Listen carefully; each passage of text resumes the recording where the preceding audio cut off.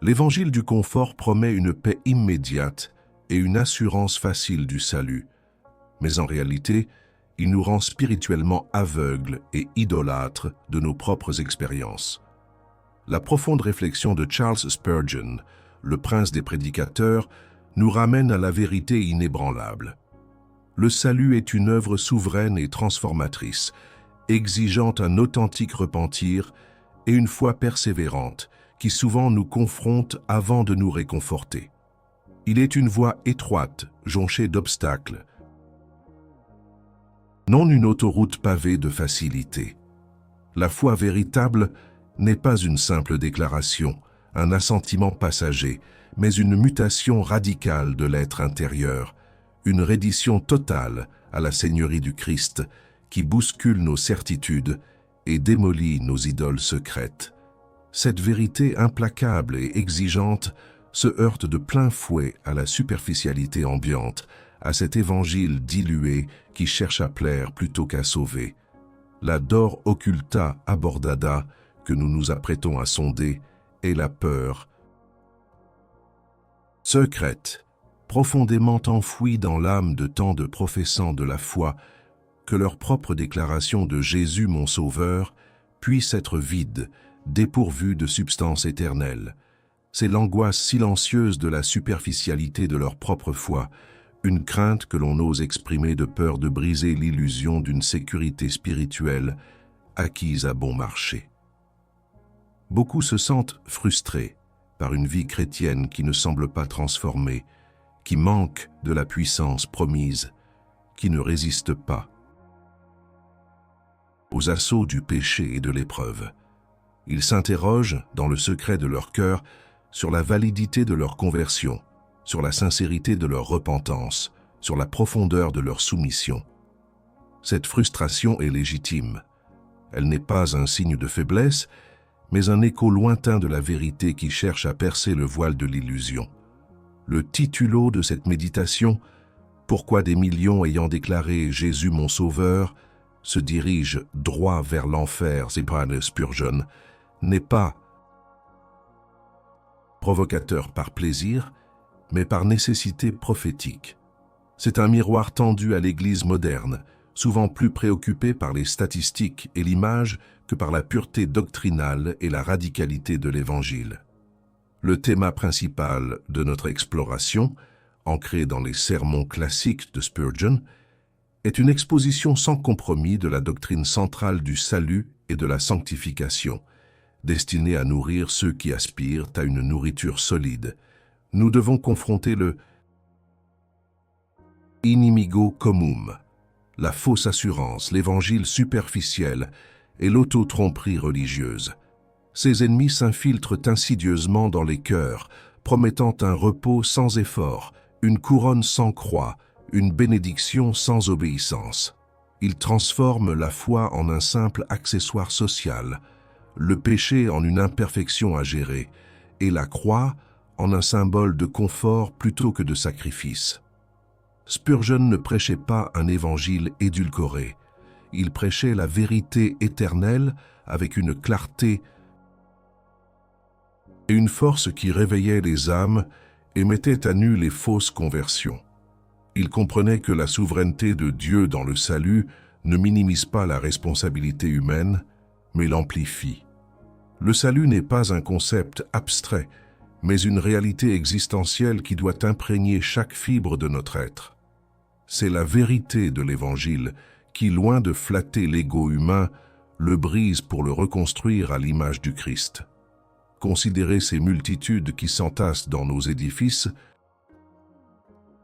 religieux, qui lèvent les mains en signe d'adoration, qui prononcent les mots sacrés de la conversion. La culture moderne, et hélas une grande partie de l'Église moderne, encourage une foi axée sur l'expérience personnelle, le sentiment passager, la bénédiction matérielle et l'estime de soi. On promet une vie sans stress, pleine de succès, libérée de l'angoisse, si seulement l'on accepte Jésus. Mais l'évangile de Spurgeon et l'évangile éternel de la parole de Dieu nous rappellent que le chemin du Christ est avant tout un chemin de renoncement, de mort à soi-même, de prise de la croix. Le Jésus, mon Sauveur, prononcé par ces millions, est-il un Dieu souverain et saint ou un simple palliatif pour leurs angoisses terrestres?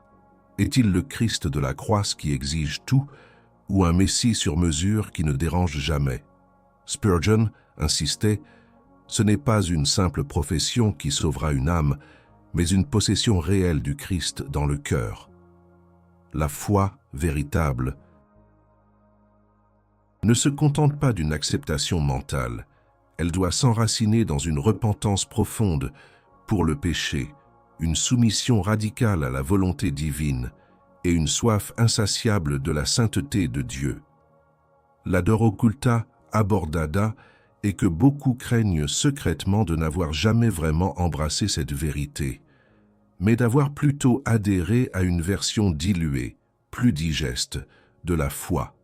Ils ont peut-être signé une carte de décision, levé la main, récité une prière, mais leur âme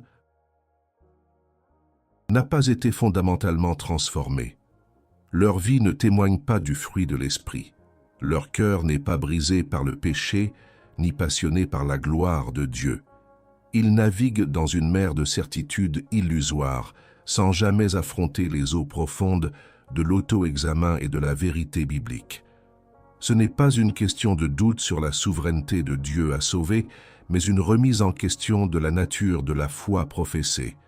Est-ce la foi qui sauve ou une simple façade? Religieuse. Le jugement éternel n'est pas réservé aux athées déclarés ou aux criminels notoires. Jésus lui-même a dit « Non pas quiconque me dit « Seigneur, Seigneur » entrera dans le royaume des cieux, mais celui qui fait la volonté de mon Père qui est dans les cieux. » Matthieu 7, 21. Ce verset, comme un marteau implacable, brise la coquille de nos illusions. Alors, la question qui viole l'âme, que chacun doit se poser avec une honnêteté brutale, est la suivante. Si Dieu devait vous demander au moment de votre dernier souffle de prouver la réalité de votre déclaration de foi en Jésus comme votre Sauveur, au-delà des mots prononcés, qu'est-ce que votre vie, vos affections, vos priorités et l'état de votre âme témoigneraient-ils de manière éternelle? L'Église moderne diagnostique souvent le problème de la superficialité de la foi comme un manque d'engagement, une lacune dans la prière ou un déficit de motivation. Mais la vérité éternelle de l'Écriture, magnifiquement articulée par Charles Spurgeon, diagnostique une racine bien plus profonde, un manque de compréhension ou une distorsion de la vraie nature du péché et de la souveraineté de Dieu dans le salut. Le inimigo commum n'est pas un manque d'effort, mais la fausse assurance engendrée par un évangile qui promet tout sans exiger la transformation radicale du cœur. Spurgeon insistait avec une ferveur inébranlable que la foi qui sauve n'est pas un simple assentiment intellectuel à des faits théologiques, ni une émotion passagère ressentie lors d'une campagne d'évangélisation. La foi véritable, disait-il, est un abandon total et une confiance absolue en Jésus-Christ comme Sauveur et Seigneur. Ce n'est pas seulement croire à Jésus, mais croire en Jésus. Une confiance qui saisit la croix comme la seule ancre pour l'âme et qui embrasse sa seigneurie comme la seule direction pour la vie. Combien de millions ont déclaré Jésus leur Sauveur sans jamais le laisser être leur Seigneur? C'est le paradoxe troublant de notre époque, une acceptation du Christ comme assurance contre l'enfer, mais un rejet silencieux de son autorité sur la vie quotidienne, les désirs du cœur et les ambitions personnelles. Ce n'est pas la foi que les apôtres prêchaient, ni celle que les réformateurs ont redécouverte, ni celle que Spurgeon a proclamée du haut de sa chair. La vérité biblique est claire, le salut est une œuvre souveraine de Dieu. Ce n'est pas l'homme qui, par un acte de sa propre volonté autonome, décide de se sauver, comme s'il s'agissait d'un simple choix parmi d'autres. Non, la parole de Dieu révèle que nous étions morts dans nos péchés, incapables de répondre, aveugles à la vérité, hostiles à Dieu.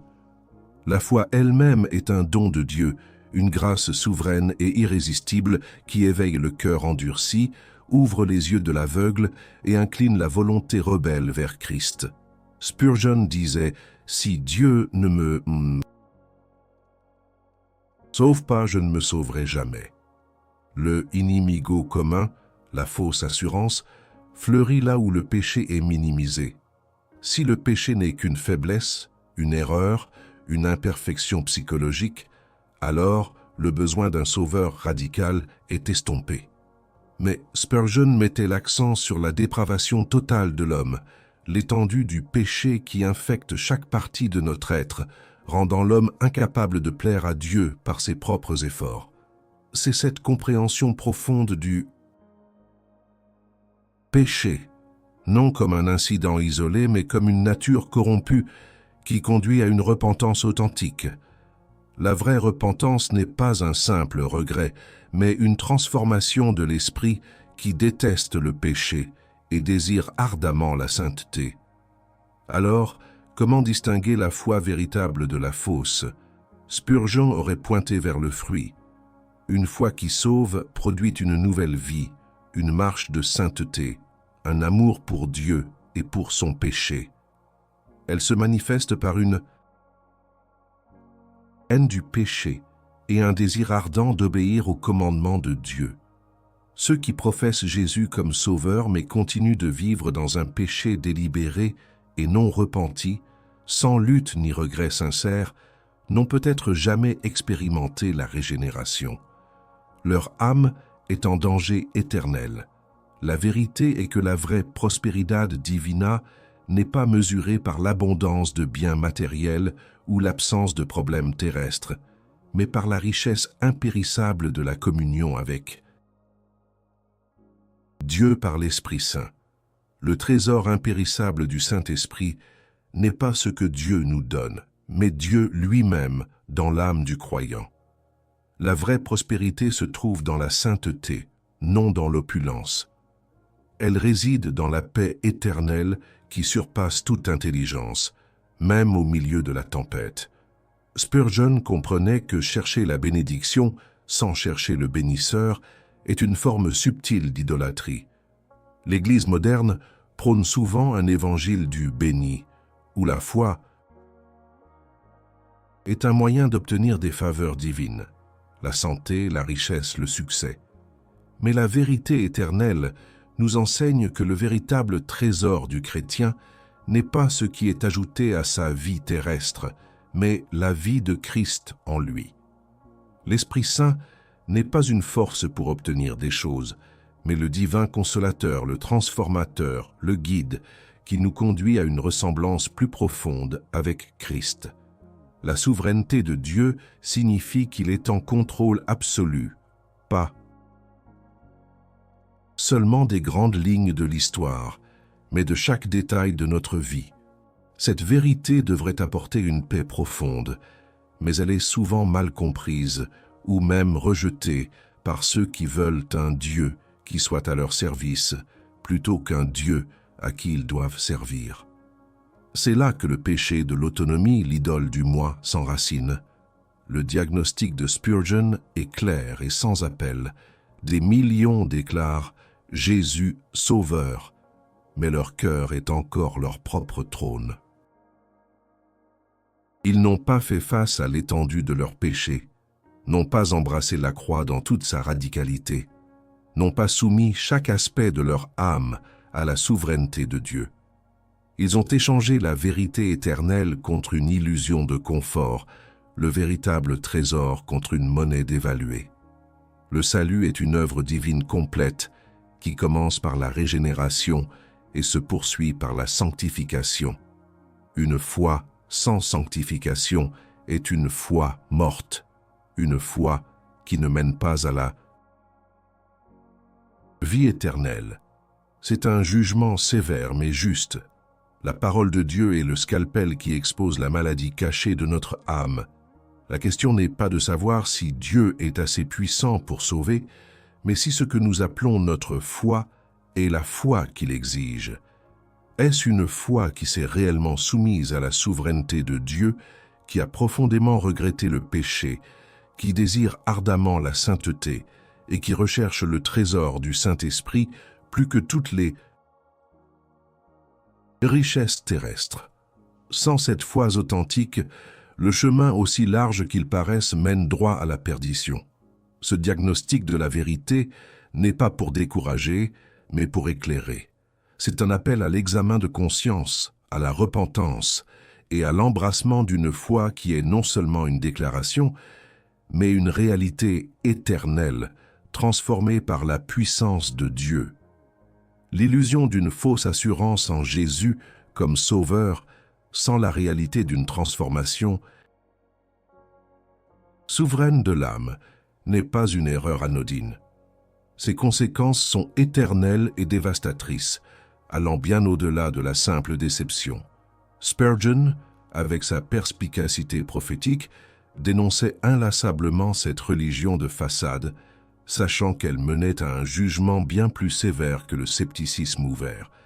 Car celui qui se croit sauvé alors qu'il ne l'est pas est doublement aveugle, et son chemin vers l'enfer est pavé de bonnes intentions et de déclarations vides. La Bible. Conséquence la plus terrifiante est, bien sûr, la perdition éternelle elle-même. Jésus a dit dans Matthieu 7, 22-23, « Plusieurs me diront en ce jour-là, « Seigneur, Seigneur, n'avons-nous pas prophétisé en ton nom, et n'avons-nous pas chassé des démons en ton nom, et n'avons-nous pas fait beaucoup de miracles en ton nom? Alors je leur dirai ouvertement, « Je ne vous ai jamais connus. Retirez-vous de moi, vous qui commettez l'iniquité. » Ces paroles sont un marteau qui brise la vitre de toute auto-tromperie. Ceux qui ont déclaré Jésus leur sauveur se retrouveront face à face avec lui, non pas comme le consolateur qu'ils avaient imaginé, mais comme le juge saint et inflexible. Leur profession de foi, si elle était superficielle, ne tiendra pas devant la vérité absolue. Mais les conséquences ne sont pas seulement éternelles, elles sont aussi pratiques et déstructurantes dans cette vie terrestre. Une foi superficielle ne peut pas soutenir l'âme au milieu de l'épreuve. Quand les tempêtes de la vie frappent, la maladie, la perte d'un être cher, les revers financiers, les persécutions, cette foi de pacotille s'effrite. Elle ne possède pas les racines profondes nécessaires pour puiser la force dans la souveraineté de Dieu. Elle révèle alors son vide. Combien de ceux qui se disent chrétiens abandonnent leur foi au premier signe d'adversité parce qu'ils n'ont jamais eu Jésus comme leur trésor ultime, mais seulement comme un moyen pour une vie confortable? Spurgeon aurait posé des questions incisives pour forcer l'auto-évaluation. Permettez-moi de vous les adresser maintenant, avec toute la gravité qu'elles exigent. Votre foi en Jésus a-t-elle brisé votre amour pour le péché, ou vous a-t-elle simplement donné une justification pour le pratiquer en secret? Lorsque personne ne vous regarde, est-ce que votre cœur est attiré par la sainteté de Dieu ou par les idoles du monde? Votre déclaration de Sauveur a-t-elle conduit à une soif insatiable de la parole de Dieu, à une vie de prière fervente et à un réel amour pour l'Église de Christ? Dans les profondeurs de votre âme, êtes-vous prêt à tout abandonner, votre réputation, votre confort, même votre vie, pour Christ, ou ne l'avez-vous accepté que tant qu'il s'inscrit dans votre plan personnel de bonheur?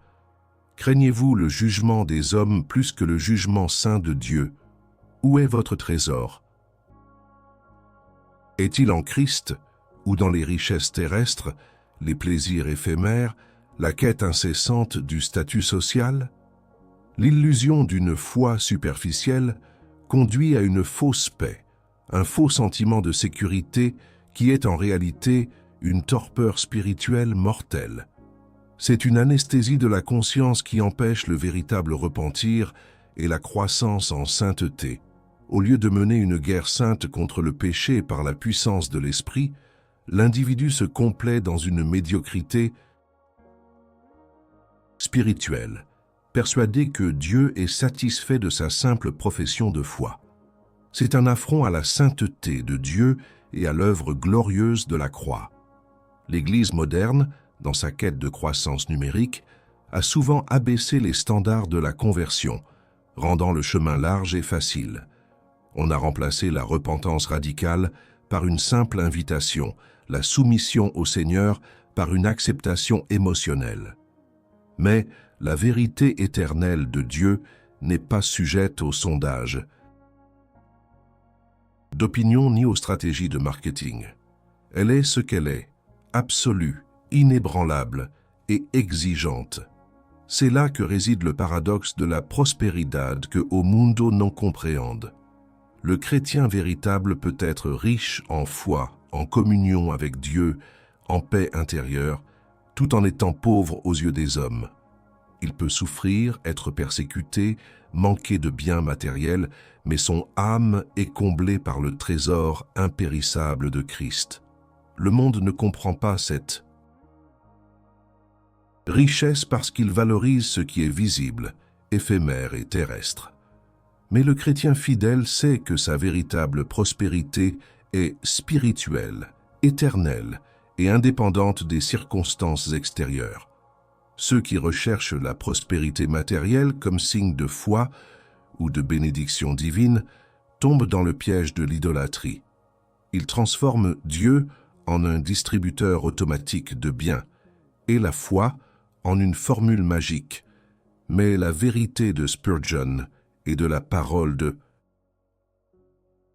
Dieu est que Dieu est souverain et donne ce qui est bon pour notre sainteté, non pour notre confort immédiat.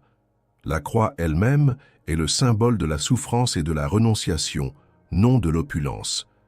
L'agitation que ce message doit produire est une sainte indignation contre toute forme de superficialité spirituelle et une saine crainte du jugement de Dieu. La vérité n'est pas destinée à nous apaiser dans nos illusions, mais à nous réveiller de notre sommeil mortel, car un Dieu saint ne peut pas ignorer le péché, et une foi sans œuvre est une foi morte. Le chemin est étroit et peu nombreux sont ceux qui le trouvent. Alors, si vous avez été confronté par ces questions, si votre âme a été agitée par l'idée que votre foi puisse être plus superficielle que profonde, il est temps de faire face à cette vérité. C'est le moment de l'auto-examen radical, non pas pour douter de la souveraineté de Dieu, mais pour vérifier la réalité de votre propre foi.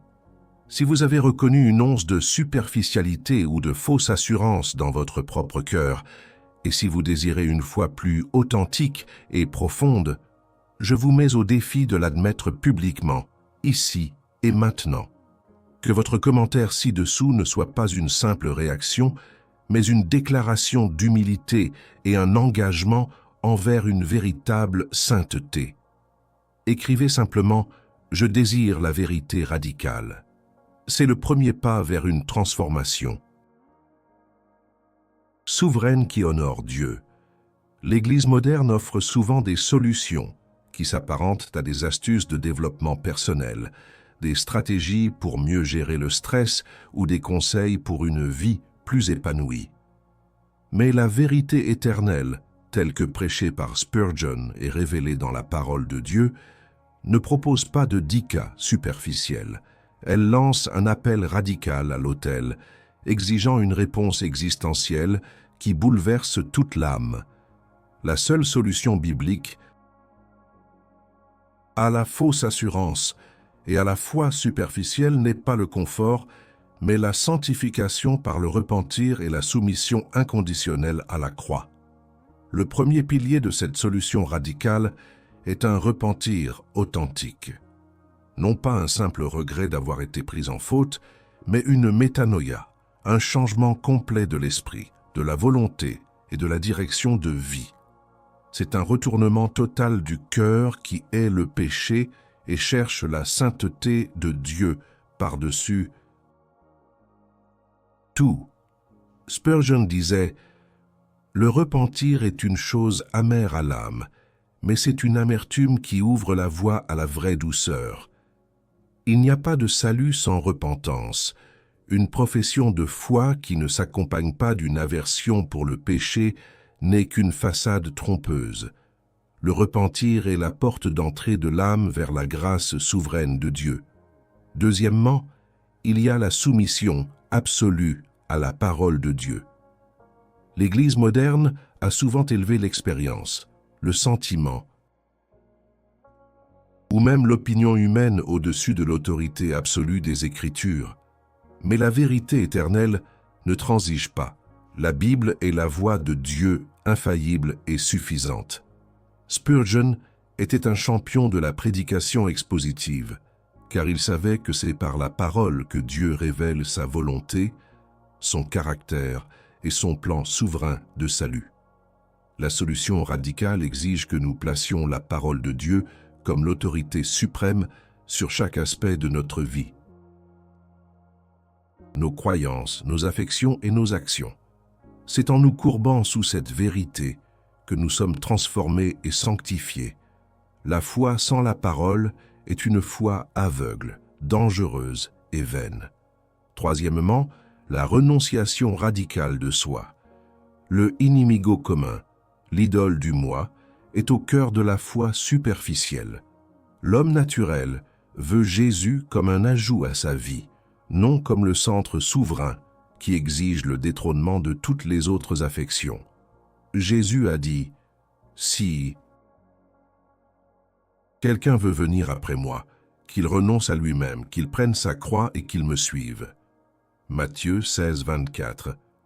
Renoncer à soi-même signifie abandonner ses propres ambitions égoïstes, ses désirs charnels, sa fierté, et placer Christ au-dessus de tout.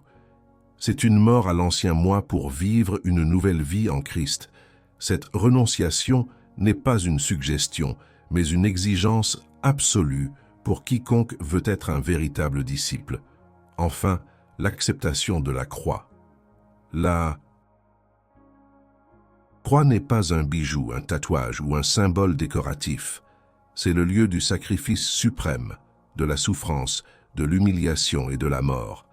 Suivre Christ signifie embrasser sa propre croix, c'est-à-dire être prêt à souffrir pour sa gloire, à endurer l'opposition, à faire face à la persécution et à mourir quotidiennement à ses propres désirs pour obéir à sa volonté. L'évangile du confort a vidé la croix de sa puissance, la transformant en un symbole de facilité. Mais Spurgeon ne laissait aucun doute.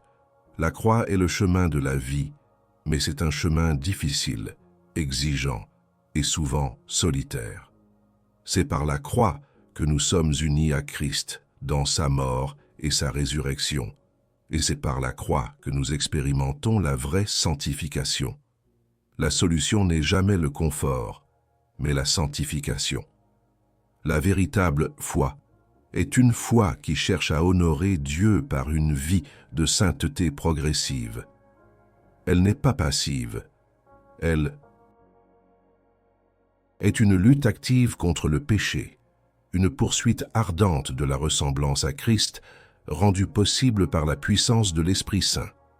C'est cette sanctification, ce processus de devenir de plus en plus comme Christ, qui est la preuve visible et pratique d'une foi authentique. C'est dans cette soumission radicale que Spurgeon a découvert la révélation du véritable trésor. La richesse de l'âme ne réside pas dans les biens matériels ou la reconnaissance humaine, mais dans la connaissance intime de Dieu et la communion profonde avec Jésus-Christ. Il a compris que Dieu lui-même est le trésor le plus précieux, la récompense éternelle et suffisante de toute foi véritable. La prospérité que Spurgeon a cherchée et trouvée n'était pas terrestre mais spirituelle. Une abondance de grâce, de vérité, d'amour et de sainteté qui surpasse tout ce que ce monde peut offrir. Ce trésor de l'âme n'est pas un concept abstrait. C'est la réalité vivante de la présence de Dieu en nous, la paix qui découle de la soumission à sa souveraineté, la joie à trouver dans l'obéissance et l'espoir éternel ancré dans les promesses infaillibles de sa parole. C'est le trésor qui ne peut être ni volé, ni détruit, ni dévalué par les vicissitudes de la vie. Cet appel à l'autel est un appel urgent à réévaluer la nature de votre foi. Êtes-vous prêt à embrasser ce chemin radical de repentir, de soumission à la parole, de renonciation à soi et d'acceptation de la croix? Êtes-vous prêt à rechercher la sanctification par-dessus le confort et la gloire de Dieu par-dessus votre propre félicité terrestre? C'est le seul chemin vers le vrai salut et la vraie vie éternelle. Dieu ne demande pas moins que tout notre cœur, toute notre âme, toute notre pensée et toute notre force. Nous avons parcouru un chemin difficile, confrontant la dure réalité que des millions professant Jésus comme sauveur se dirige potentiellement droit vers l'enfer. Cette vérité, bien que terrible, n'est pas dite pour accabler, mais pour réveiller, pour offrir une chance de se détourner de l'illusion et d'embrasser la foi authentique. Charles Spurgeon ne manquait jamais de rappeler la gravité de cette éternelle distinction. Ce n'est pas une simple profession qui sauvera une âme, mais une possession réelle du Christ dans le cœur. La souveraineté de Dieu, dans le salut, ne se contente pas de mots creux, mais exige une transformation profonde de l'âme, un repentir authentique et une soumission inconditionnelle à la seigneurie du Christ. La superficialité de la foi moderne, l'évangile du confort qui promet bénédiction sans croix, paix sans repentir et salut sans sanctification, est un ennemi mortel de l'âme. Il berce les gens dans un faux sentiment de sécurité, les empêchant de faire face à la vérité de leurs péchés et à la sainteté absolue de Dieu. Combien de vies chrétiennes sont marquées par la frustration, le vide et la fragilité parce qu'elles sont bâties sur le sable mouvant d'une foi superficielle, plutôt que sur le roc inébranlable de Christ et de sa parole? Le diagnostic de Spurgeon est clair. La foi qui sauve n'est pas un assentiment passif, mais une action dynamique de l'âme qui s'abandonne entièrement à Christ. Elle se manifeste par une haine du péché, un amour pour la sainteté, une faim de la parole de Dieu et un désir ardent d'obéir à sa volonté. C'est une foi qui non seulement croit au Sauveur, mais suit le Seigneur sur le chemin de la croix. Les conséquences de l'illusion sont éternelles. Le jugement terrifiant attend ceux qui, ayant prononcé les mots, n'ont jamais été véritablement connus de Dieu. La croix n'est pas un symbole de confort facile, mais le lieu du sacrifice suprême et de l'appel radical au renoncement de soi. La prospérité en divine n'est pas la richesse matérielle, mais le trésor impérissable du Saint-Esprit, la communion avec Dieu qui nourrit l'âme au-delà de toute mesure terrestre. Être riche en foi est bien plus glorieux que d'être riche en biens éphémères. L'appel à l'autel est donc un appel au repentir profond, une soumission totale à la parole de Dieu, une renonciation radicale au moi et à ses idoles, et une acceptation courageuse de la croix dans votre vie. Ce chemin n'est pas facile, mais il est le seul chemin vers la vie éternelle, vers la véritable paix et vers la sanctification qui glorifie Dieu. Il ne promet pas le confort immédiat, mais la joie éternelle et la transformation authentique de l'âme. Spurgeon nous exhorte à ne pas nous contenter de moins que la vérité de Dieu. Il nous met en garde contre la tiédeur spirituelle, qui, selon l'Apocalypse, est plus abominable à Dieu que le froid ouvert. La foi authentique brûle d'un feu saint, consume le péché et pousse l'âme vers une intimité profonde avec son Créateur souverain. Le message de Spurgeon est un marteau pour nos illusions, mais aussi un baume pour l'âme repentante. Il ne vise pas à décourager, mais à pousser à une introspection sérieuse, à un examen rigoureux de la nature de notre foi. C'est un appel à cesser de jouer à la religion et à embrasser la réalité glorieuse et terrifiante de Dieu Tout-Puissant et de sa grâce salvifique. Revenons à cette question lancinante. Des millions déclarant Jésus leur sauveur se dirigent-ils droit vers l'enfer? La réponse de la parole de Dieu, articulée par Spurgeon, est un oui solennel pour ceux dont la profession n'est pas soutenue par une vie de repentir et de sainteté. Mais c'est aussi un vibrant oui de promesse pour ceux qui, par la grâce de Dieu, répondent à cet appel radical avec un cœur sincère et une foi vivante. La véritable foi est un trésor inestimable. Elle est le seul moyen de naviguer les dangers de ce monde et d'atteindre le port éternel. Elle est un don souverain de Dieu, qui doit être chéri, cultivé et prouvé par une vie qui reflète la gloire de Christ. N'acceptez pas moins que cela. Ne vous contentez pas d'une religion de surface. Recherchez la profondeur, la vérité et la réalité de Dieu avec tout votre être. La croix de Christ est le point central de cette vérité.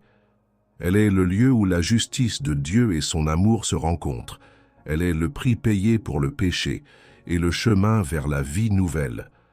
Embrassez-la non comme un talisman, mais comme l'emblème de votre rédemption et le modèle de votre vie. C'est là et là seulement que se trouve le trésor éternel de l'âme.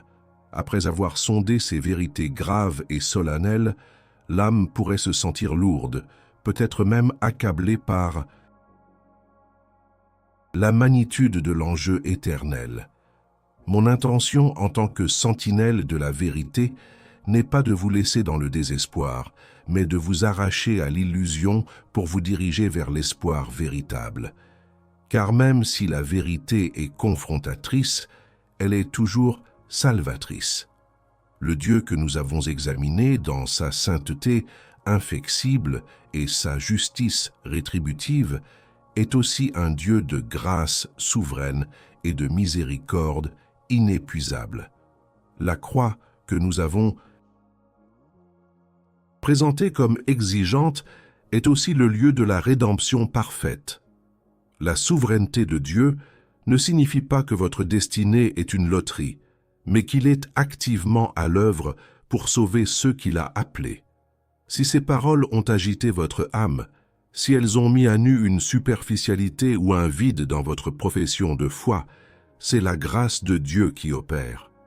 C'est l'Esprit Saint qui vous convainc de péché, de justice et de jugement, non pour vous condamner, mais pour vous conduire à un repentir authentique et à une foi vivante. Spurgeon, malgré sa ferveur pour la doctrine sévère, était un prédicateur de la grâce avant tout.